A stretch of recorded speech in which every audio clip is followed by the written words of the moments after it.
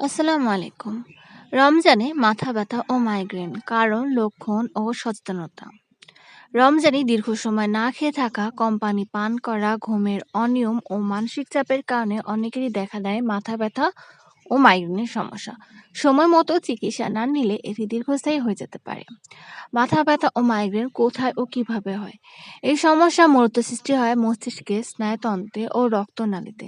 দীর্ঘ সময় ক্ষুধার্ত থাকা ও পানি শূন্যতার ফলে রক্তনালী সংকুচিত হয়, এতে মাথায় তীব্র ব্যথা শুরু হয়। শারীরিক লক্ষণ: মাথার এক পাশে ব্যথা, চোখে ঝাপসা, বমি ভাব, আলো ও শব্দে কষ্ট, মাথা ভারী লাগা, মাথা ঘোরা, ঘাড় শক্ত হয়ে যাওয়া।